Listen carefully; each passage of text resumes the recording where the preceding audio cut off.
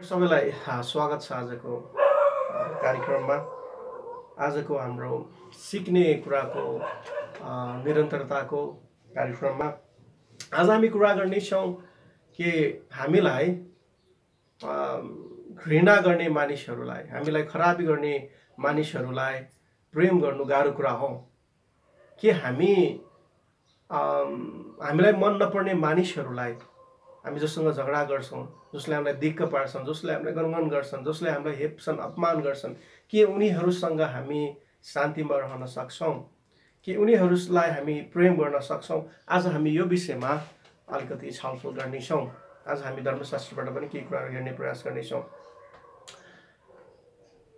पहिला सुरु गरौँ, हामी किन एकले अर्कोलाई माया गर्दैनौँ, एकले अर्कोलाई वास्ता गर्दैनौँ?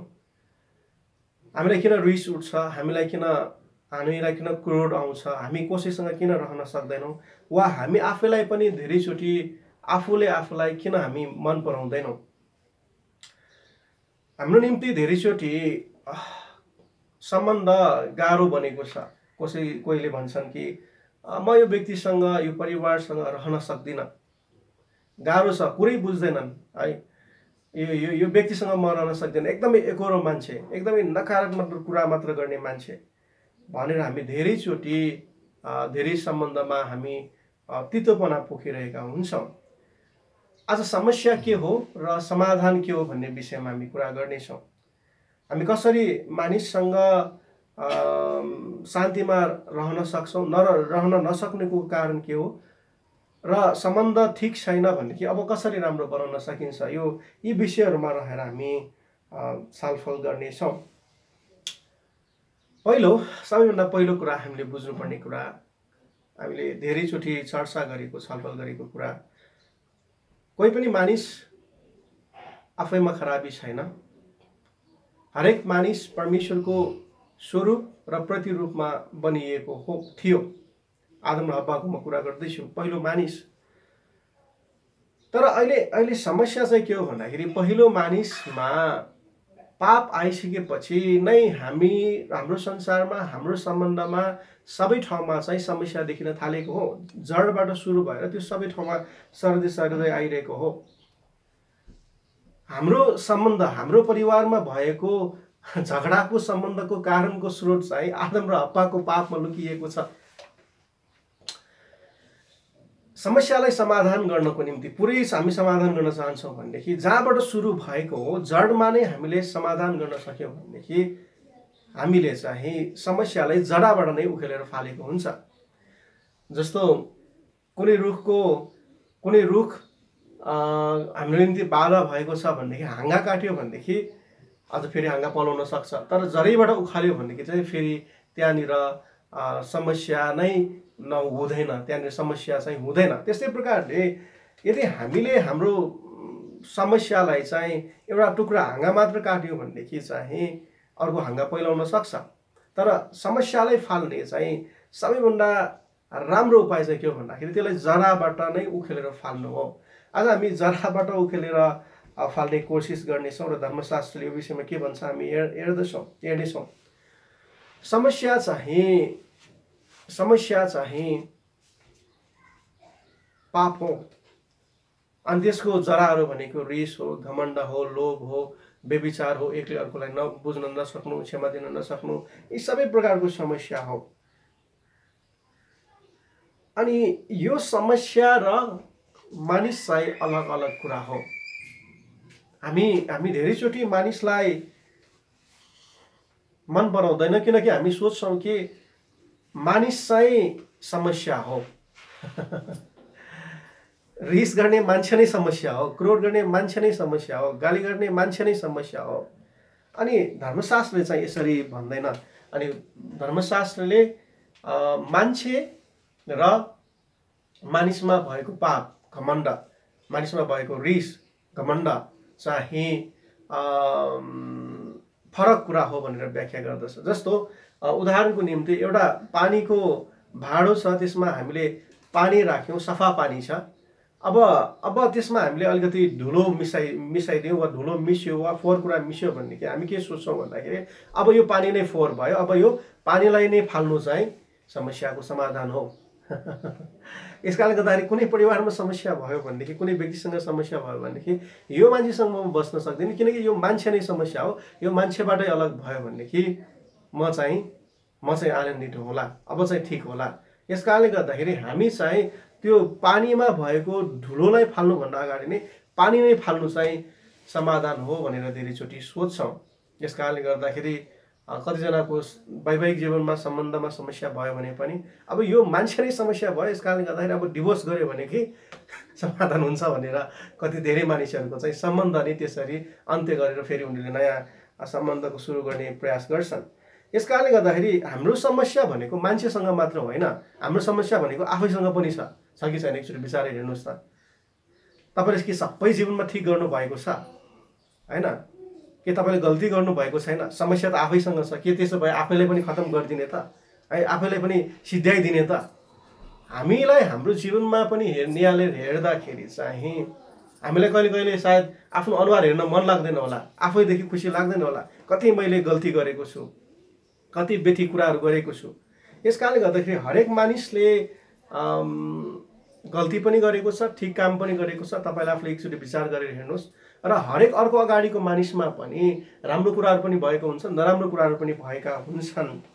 यस कारणले गर्दाखेरि चाहे आफ्नो व्यक्तिगत कुरा गरौँ वा अगाडिको व्यक्तिको कुरा गरौँ, समस्या चाहिँ वास्तवमा मानिस होइन तर मानिसभित्र भएको पाप हो। मानिस र पाप चाहिँ फरक फरक कुरा हो। यस कारणले गर्दाखेरि एउटा भनाइ छ कि पापीलाई प्रेम गरौँ, पापलाई घृणा गरौँ है। मैले फेरि एकचोटि दोहोऱ्याउन चाहे यो वाक्य, पापीलाई प्रेम गरौँ तर पापलाई घृणा गरौँ। अर्थात् जुन हामीले पानीको कुरा गरेको छौँ त्यो सफा पानीलाई चाहिँ अलग तरिकाले हेरौँ, फोहोर मिसिएको फोहोरलाई चाहिँ अलग तरिकाले हेरौँ। जस्तो फोहोर पानी पनि छ भनेदेखि त्यो पानी नै फाल्नु पर्दैन, यदि त्यसलाई चाहिँ हामीले फिल्टरमा हाल्यो भनेदेखि फोहोर एक ठाउँमा अड्काउन मिल्छ, सफा पानी निस्किन मिल्छ। त्यस्तै प्रकारले हामीले मानिससँग व्यवहार गर्दा पनि मानिस र मानिसले गर्ने काम चाहिँ फरक फरक किसिमले हामीले देख्न सक्यौँ भनेदेखि त्यो हामीले समाधानमा जान सक्छौँ। म धर्मशास्त्रको केही खण्डहरूलाई पढ्न चाहन्छु अनि त्यस पछाडि हामी अलिकति अझै हामी डिटेलमा अलिकति विस्तार रूपमा हामी कुरा गर्नेछौँ। पापसँग सङ्घर्ष भनेर भनिएको छ 7 पद, रोमी 7 अध्यायको 7 देखि म पढ्न चाहन्छु। हामीले के भनौँ त? व्यवस्था पाप हो? कदापि होइन। यदि व्यवस्था नभए मैले पाप थाहा पाउने थिइनँ, किनकि तैँले लोभ नगर भनी व्यवस्थाले भनेको भए लोभ गर्नु के हो सो थाहा पाउने थिइनँ। तर पापले आज्ञामा मौका पाएर ममा सबै किसिमको लोभ उत्पन्न गरायो। व्यवस्था बिना त पाप मुर्दा पुल्य थियो, व्यवस्था बिना रहँदा एक पल त म जीवितै थिएँ, तर आज्ञा आएपछि पाप चाहिँ जागी उठ्यो र म चाहिँ मरे। जीवनको प्रतिज्ञा दिने त्यही आज्ञाले मेरो निम्ति मृत्यु ल्यायो, किनकि पापले आज्ञामा मौका पाएर मलाई छल्यो र त्यसैद्वारा मलाई मार्यो। व्यवस्था पवित्र छ र आज्ञा पवित्र छ, न्यायसङ्गत छ र असल छ, तर जे असल छ त्यसले मेरो निम्ति मृत्यु ल्यायो त? कदापि होइन। तर पाप चाहिँ पापै रूपमा देखियोस् भनेर असल कुराद्वारा पापले ममा मृत्यु उत्पन्न गराइरहेछ, ताकि आज्ञाद्वारा पाप सम्पूर्ण रूपले पापमय बनोस्। यहाँ दुईवटा कुरा पाउलले गर्दैछ सुरुको भागमा, एउटा व्यवस्थाको, एउटा आज्ञाको, नियमको होइन। जसले व्यवस्थाको पनि 613वटा व्यवस्थालाई चाहिँ अझै 10 आज्ञामा बनिएको छ। परमप्रभुको मात्र आराधना गर्ने विषयमा छ, आफ्नो आमा बाबुलाई प्रेम गर्ने विषयमा छ, आफ्नो छिमेकीलाई आफूले जस्तै प्रेम गर्ने विषयमा छ। अनि यो असल कुरा हो। असल कुराले पाप ल्याएको होइन, तर पाप आएपछि चाहिँ न्याय सङ्गत नियम चाहिँ अझ सिद्ध देखिएको छ। यहाँनिर म विशेष गरी पापमा जोड दिन चाहन्छु। व्यवस्थामा भन्दा पनि व्यवस्था ठिक छ, न्यायसङ्गत छ, तर पापले चाहिँ ममा मृत्यु ल्याएको हो। 14 पद, किनकि हामी जान्दछौँ कि व्यवस्था आत्मिक हो, तर म चाहिँ शारीरिक छु र पापैमा बेचिएको छु। सबै जीवनको समस्या भनेको यहाँनिर जोडिएको छ। हामी पापमा बेचिएका छौँ। कसरी? किनकि आदम र हब्बाले सुरुमा पाप गरेको छ। यस कारणले गर्दाखेरि हामी ठिक भए तापनि, ठिक स्वभावमा बनिएको कारणले भए तापनि अहिले पाप भएको कारणले गर्दाखेरि हाम्रो हृदयमा चाहिँ मिश्रण छ। के को मिश्रण? धार्मिकता पनि छ, अब पाप स्वभाव पनि, यो दुईटा मिसिएको छ। हामी पापमा बेचिएका छौँ र पापमा सङ्घर्ष गरिरहेका छौँ। 15मा भन्छ, म के भन्दछु? म के गर्दछु त्यो बुझ्दिनँ, किनकि म जे चाहन्छु त्यो गर्दिनँ, त्यही गर्दछु जे म घृणा गर्दछु। यो पाउल कसको विषयमा कुरा गर्दैछ? पाउल आफ्नो विषयमा कुरा गर्दैछ वा सम्पूर्ण मानिसको विषयमा कुरा गर्दैछ?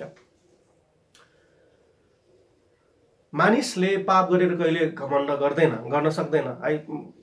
म कुरा गर्दैछु आत्माको कुरा गर्दैछु। चोरी गर्ने मान्छेले ओह मैले चोरी गरेँ वाह भनेर आत्मामा घमण्ड गर्न सक्दैन। आत्मामा मानिसलाई लाज हुन्छ हैन। व्यभिचार गर्ने मान्छेले ओह मैले व्यभिचार गरेँ भनेर पितृ आत्मामा मानिसले घमण्ड गर्न सक्दैन। अनि यहाँ पाउलले कुरा गरेको चाहिँ मानिसको विषयमा कुरा गर्दैछ। अनि पाउल भन्दछन् कि म के गर्छु त्यो बुझ्दिनँ, किनकि जे म चाहन्छु त्यो गर्दिनँ, तर त्यही गर्छु जो म घृणा गर्छु। गर्न नचाहने म गर्दछु भने व्यवस्था असल छ भने म सहमत हुन्छु। त्यसले अब गर्ने म चाहिँ होइन, तर ममा बस्ने वास गर्ने पाप हो। किनकि मलाई थाहा छ कि ममा अर्थात् मेरो पापमय स्वभावमा केही असल कुराले वास गर्दैन। जे असल छ त्यो गर्ने इच्छा ममा छ, तर म त्यो पुरा गर्न सक्दिनँ। पाउलले के भन्दैछ? यदि गर्न नचाहने कुरा म गर्छु भनेदेखि गर्ने चाहिँ म होइन, तर म भित्र वास गर्ने पाप हो। अलिकति गाह्रो जस्तो भयो, तर गाह्रो छैन है। मैले अगाडि नै भने एउटा उदाहरणलाई हामीले हेऱ्यो भनेदेखि फोहोर चाहिँ पानी होइन, पानी यसकारण फोहोर भयो कि त्यसमा धुलो मिसिएको कारणले, फोहोर मिसिएको कारणले गर्दा सफा पानी पनि फोहोर बनेको छ। अनि मान्छेले हेर्दाखेरि चाहिँ पानी फोहोर भएको छ। यस कारणले गर्दा म आफै फोहोर होइन, तर ममा मिसिएको फोहोरले गर्दाखेरि पानी फोहोर भए जस्तै ममा भएको पाप स्वभावको कारणले गर्दाखेरि म गर्न नचाहने कुराहरू म गर्छु। मलाई क्रोधित हुनु मन पर्दैन, मलाई रिस गर्नु मन पर्दैन, मलाई झुटो बोल्नु मन पर्दैन, तर पनि म झुटो बोल्छु। मानिसको कुरा गर्दैछ। सबै मान्छेले साँचो बोल्नुपर्छ भन्छ हैन, प्रेममा रहनुपर्छ, शान्ति रहनुपर्छ, सबैले खान पाओस्, सबैको मेलमिलाप होस् भनेर मान्छेले भन्छ त भन्छ, तर त्यही भन्ने मान्छे पनि कहिले कहिले रिसाउँछ, त्यही भन्ने मान्छेले पनि कहिले कहिले झुटो बोल्छ। हामीहरू कसै कुरा गर्दा पनि त्यही नै हुन्छ। यस कारणले गर्दाखेरि हामी हाम्रो अन्तस्करणमा सत्य बोल्न चाहन्छौँ, शान्तिमा जिउन चाहन्छौँ, आनन्दमा रहन चाहन्छौँ। यो हाम्रो भित्री स्वभाव हो, आत्माको स्वभाव हो। तर पनि हामी झुटो बोल्छौँ, तर पनि हामी झगडा गर्छौँ, तर पनि हामी क्रोध गर्छौँ, तर पनि हामी रिसमा हुन्छौँ। किन भन्दाखेरि त्यो हुनुको कारण चाहिँ के हो भन्दाखेरि हामी भित्र भएको पापको कारणले गर्दाखेरि हो। हाम्रो अन्तस्करणमा हामी शान्तिको कुरा गर्न चाहन्छौँ, शान्तिमा जिउन चाहन्छौँ, तर हामी पापसँग सङ्घर्ष गरिरहेका छौँ, पापैमा बेचिएका छौँ। यस कारणले गर्दाखेरि हामी पाप गर्छौँ, हामी रिसाउँछौँ, हामी क्रोधमा हुन्छौँ, हामी झगडामा हुन्छौँ, हामी घृणामा हुन्छौँ, हामी क्षमा दिन सक्दैनौँ। यद्यपि हामीलाई थाहा छ, हाम्रो मनले भन्छ क्षमा दिनुपर्छ भनेर हामी अरूलाई त सिकाउँछौँ, तर कुनै व्यक्तिले हाम्रो विरुद्धमा के गर्यो भनेदेखि मैले कसरी बिर्सौँ त्यो मान्छेले फलानु दिनमा त्यो गरेको। हाम्रो फेरि मनलाई थाहा छ कि क्षमा दिनुपर्छ, क्षमा दिनु चाहिँ राम्रो हो। हामी यसरी हामी पापसँग सङ्घर्ष गरिरहेका छौँ। हरेक मानिसले असल गर्न चाहन्छ, तर पाप स्वभावमा पापमा बेचिएको कारणले गर्दाखेरि यो कुराहरू गर्न सकिरहेको छैन। 19 पद, किनकि असल काम जो म गर्न चाहन्छु त्यो म गर्दिनँ, तर दुष्ट काम जो म गर्न चाहन्न त्यही म गर्ने गर्छु। पाउल भन्दछन् कि किनकि असल काम जो म गर्न चाहन्छु त्यो म गर्दिनँ, तर दुष्ट काम जो म गर्न चाहन्न त्यही म गर्ने गर्छु। के तपाईँले त्यसो गर्नुभएको छ? असल गर्ने मनमा त छ, तर म त्यो गर्न सक्दिनँ हैन। किनकि जब म कसैलाई भलाइ गर्छु, ल केही सहायता गर्छु भनेर तयार हुन्छु, तब लोभ नजिकै आउँछ। यति पैसा त मैले आफैसँग मानौँ 5,000 म कसैलाई दिन चाहन्छु, 5,000 त मैले यो आफैसँग राखेँ भनेदेखि मेरो नै भलाइ हुन्थ्यो, केही कुरा सामानहरू ल्याउन सक्थ्यो। राम्रो विचार आउँछ, तर अरू त्यसलाई छेक्ने अर्को विचार आइहाल्छ मनमा। क्षमा दिनुपर्ने हो, क्षमा दिन्छु ल म, ठिक छ, त्यो दिनमा गरेको कुराहरू कसरी बिर्सौँ, अर्को विचारले छेकिहाल्छ। कि हाम्रो जीवनमा यस्तो हुन्छ, यस्तो भएको छ? पाउल भन्छन् कि किनभने असल काम जो म गर्न चाहन्छु त्यो म गर्दिनँ, तर दुष्ट काम जो म गर्न चाहन्न त्यही म गर्छु। अब म जो इच्छा गर्दछु त्यही गर्छु भने गर्ने म होइन, तर म भित्र गर्ने वास गर्ने पाप हो। पाउलले घरिघरि भनेको कुरा चाहिँ के हो भन्दाखेरि हामी हाम्रो आत्मामा असल कुरा गर्न चाहन्छौँ, असल उद्देश्य लिन्छौँ, तर त्यसलाई पुरा गर्न सक्दैनौँ। त्यसको कारण चाहिँ के हो भन्दाखेरि हामी होइन, हामी भित्र वास गर्ने पाप हो। हामीले पानी र फोहोरलाई छुट्याए जस्तै हामी भित्र भएको पाप र हामीभित्र भएको परमेश्वरको स्वरूप र प्रतिरूपलाई अर्थात् नयाँ स्वभावलाई अर्थात् यो परमेश्वरले दिनुभएको स्वभावलाई हामीले फरक किसिमले देख्न सिक्नुपर्छ। अनि यो कुरालाई देख्न सक्यौँ भनेदेखि समस्या अब समस्या रहँदैन। पावल यहाँनिर किन यो विषयमा कुरा गरिरहेको छ भन्दाखेरि जब हामीले यो कुरालाई बुझ्नेछौँ तब हामीले समस्यालाई फाल्न सिक्नेछौँ। तब हामीले अघि नै भने जस्तै जराबाट उखेलेर समस्यालाई फाल्न सिक्नेछौँ। हामीले दुईटा कुराको विषयमा हामीले कुरा गर्दैका छौँ, म र म भित्र वास गर्ने पाप। 21ले भन्छ, यसरी एउटा नियमले काम गरेको म पाउँछु, जब म भलो गर्न चाहन्छु तब दुष्टतालाई मेरो नजिकै उपस्थित पाउँछु, किनकि म मेरो अन्तस्करणमा परमेश्वरको व्यवस्थामा आनन्दित छु। मेरो अन्तस्करणमा भित्री आत्मामा परमेश्वरको व्यवस्थामा, नियममा, भलाइमा, छिमेकीलाई प्रेम गर्नु, बाबुआमालाई आदर गर्नु, परमेश्वरको सेवा गर्ने कुराहरूमा खुसी छु। तर र मेरा अङ्गहरूमा वास गर्ने पापको नियमले मलाई बन्धनमा पार्दछ। हाय म कस्तो दुखी मानिस, यसो मृत्युको शरीरबाट मलाई कसले छुट्याउला। यसो ख्रीष्ट हाम्रा प्रभुद्वारा नै परमेश्वरलाई धन्यवाद होस्। आमेन। पापसँग सङ्घर्ष हरेकले गरिरहेको छ है। यस कारणले गर्दाखेरि हामी भन्छौँ म असल मान्छे कि म खराब मान्छे। तपाईँले एकचोटि आफूलाई विचार गरेर हेर्नुहोस्। होइन म असल मान्छे भन्छौँ कहिले कहिले, मैले यो राम्रो काम गर्छु, होइन म खराब मान्छे, यो नराम्रो काम पनि गरेको हुन्छ गरेको छु। यस कारणले गर्दाखेरि हरेक मानिस चाहिँ पापसँग सङ्घर्ष गरिरहेको छ। मानिस आफैमा समस्या होइन। अब कुरा गरौँ, हामीले अघि नै सम्बन्धको कुरा गरेका थियौँ सुरुको समयमा। त्यो पारिवारिक सम्बन्ध हुनसक्छ, दाम्पत्य जीवनमा सम्बन्धको समस्या हुन सक्दछ, मित्रसँगको समस्याको सम्बन्धको समस्या हुन सक्दछ। अब यो कसरी हामीले अब समाधान गर्न सकिन्छ? अब हामी यो समाधानको कुरा गरौँ। पहिलो स्टेप, पहिलो कुरा हामीले बुझ्नुपर्ने, हामी आफैसँग व्यक्तिगत जीवनमा पनि यदि हामी आफूलाई प्रेम गर्न जानेका छैनौँ भनेदेखि हामीले सिक्नुपर्ने पहिलो कुरा, मानिस र मानिसभित्र वास गर्ने पाप चाहिँ फरक कुरा हो। यदि कोही मान्छे रिसाउँछ भनेदेखि वास्तवमा ऊ आफै पनि आनन्दित छैन है। ऊ आफैले चाहिँ एक किसिमको समस्या फोहोरलाई लिएर हिँडिरहेको अवस्था जस्तो हो, एउटा रोगी अवस्था जस्तो हो। जस्तो तपाईँ कोही रोगी व्यक्तिलाई देख्नुभयो भनेदेखि, रोग भएको व्यक्तिलाई देख्नुभयो भनेदेखि के भन्नुहुन्छ? त्योदेखि अझै रिसाउनुहुन्छ है, त्योदेखि अझै कराउनुहुन्छ, समस्या बढाउनुहुन्छ। तपाईँ एउटा रोगी व्यक्तिलाई देखिसकेपछि चाहिँ के हुन्छ? तपाईँले उसलाई प्रेम गर्नुहुन्छ। रोगको कारणले गर्दाखेरि ऊ कमजोर भएको छ, रोगको कारणले गर्दाखेरि ऊ बिरामी भएको छ, रोगको कारणले गर्दाखेरि उसले स्वाभाविक गुणलाई गुमाएको छ भन्ने कुरा देखेर हामी वास्ता गर्छौँ। त्यस्तै प्रकारले कोही यदि करायो, रिसमा छ, जिद्दीमा पनामा जान्छ भनेदेखि आत्माको स्वभाव र गुणमा अलगिएर पाप स्वभावमा आउँछ भनेदेखि तपाईँले बुझ्नुपर्छ कि ऊ पनि अहिले रोगी अवस्थामा छ, बिरामी अवस्थामा छ। र बिरामी अवस्थालाई चाहिँ हामी भएको मानिससँग चाहिँ कराउँदैन, उसलाई चाहिँ के गर्छौँ? हामी माया गर्छौँ, वास्ता गर्छौँ है। कोही करायो भनेदेखि, रिसमा छ भनेदेखि तपाईँ पनि कराउनु भयो भनेदेखि ऊ बिरामी भयो, म पनि अब बिरामी हुन्छु उसले आत्माको स्वभाव गुमायो, म पनि स्वभाव गुमाउँछु भनेर भनेको जस्तो हुन्छ। यस कारणले गर्दाखेरि यदि कोही रिसमा छ, कोही घमण्डमा छ भनेदेखि पहिलो कुरा हामीले बुझ्नुपर्ने कुरा चाहिँ हरेक मानिसलाई प्रेम, आनन्द, शान्ति मनपर्छ। तर ऊ अहिलेको अवस्थामा चाहिँ उसले आत्माको शान्ति गुमाएको अवस्था छ, हृदयको शान्ति र आनन्द गुमाएको अवस्थामा छ। कोहीले झुटो बोल्यो भनेदेखि उसले आत्माको स्वभाव गुमाएको अवस्थामा छ। ऊ एउटा फोहोर मिसिएको पानी जस्तै भएको छ। उसलाई अब माया गर्नुपर्छ, वास्ता गर्नुपर्छ। उसलाई अब यीशु ख्रीष्टको विषयमा सिकाउनु आवश्यकता छ, बुझाउनु आवश्यकता छ, उसको निम्ति प्रार्थना गर्नु आवश्यकता छ भनेर हामीले जान्नु आवश्यकता छ। यस कारणले गर्दाखेरि हामी हाम्रो आत्मामा शान्ति चाहन्छौँ, आनन्द चाहन्छौँ, जीवन चाहन्छौँ, तर धेरैचोटि आनन्द र शान्ति प्राप्त गर्न सक्दैन किनकि हामी पापसँग सङ्घर्ष गरिरहेका छौँ। र पापलाई अन्त्य कसरी गर्न सकिन्छ? हाम्रो निम्ति असम्भव छ, तर ख्रीष्ट येशूमा एकदमै सजिलो छ।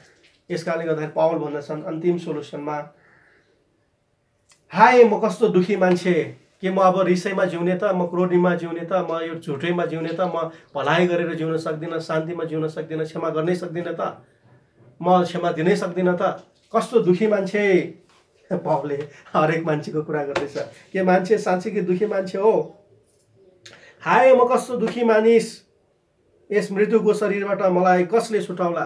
रिस भएको, क्रोध भएको, लोभ भएको, दाह भएको, क्षमा गर्न नसक्ने, शान्ति नभएको यो शरीरबाट मलाई कसले छुटाउला?